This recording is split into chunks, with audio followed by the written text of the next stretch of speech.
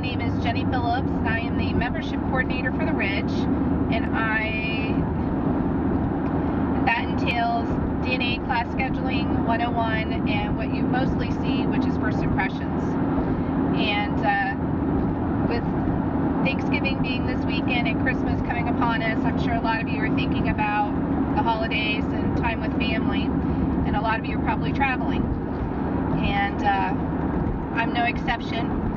When we were kids, we used to travel quite a bit. We'd go down to my dad's family in southern Ohio, and back then we didn't have things to occupy our times like DVD players and things of that nature. We would have to occupy ourselves with playing games like bingo, roadside bingo, or singing songs.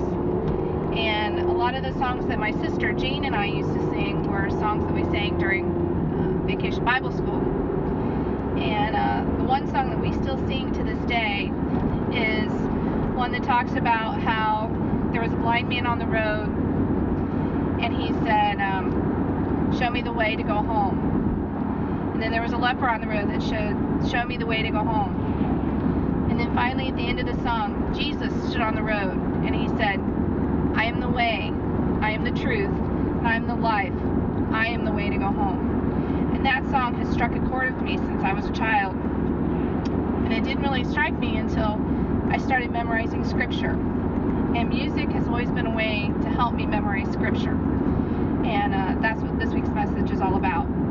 And that particular scripture is John 14:6, where Jesus said, I am the way, the truth, and the life, and no one comes to the Father except through me. And like I said, music is just a huge impact in my life, because it helps me really hear His Word, and it speaks to my heart. And when I hear it, like on K-Love or on my computer at work or any station, it just reminds me of how His Word can speak, not only through these singers, but to my heart directly. And it's just a huge, powerful, impacting way for me to memorize Scripture. Another verse that really has hit home for me recently was when my husband gave his life to Christ. When he did that, they had him go through a survivor kit. And I had done the same thing many years ago when I gave my life to Christ. But the first verse that I memorized was Psalm 119:11. And I kind of tucked that away. But when my husband had it taped on the visor in the car and had it taped on the mirror in the bathroom, it really resonated again with me about how I have hidden His Word in my heart so that I may not sin against you. So many times throughout my day when I'm working and I'm having to deal with some really tough issues, or I'm out in the public and I'm seeing somebody that's doing something wrong, or I've done something wrong, that verse just hits me heavy and reminds me that God really has hidden His Word in my heart. And there's times when I'm speaking to people and all of a sudden His Word will just come out through me. And one of the songs I hear on K-Love talks about, give me words to speak.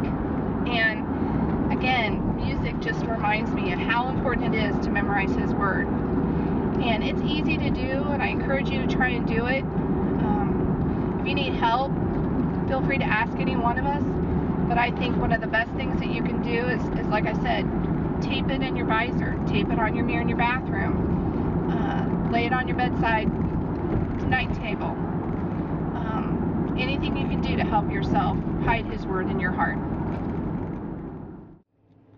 So in closing, I just wanted to wish you all a very joyous, relaxing holiday season, and I hope and pray that you can hide His Word in your heart so that someday you can use it when you most need it. Thank you.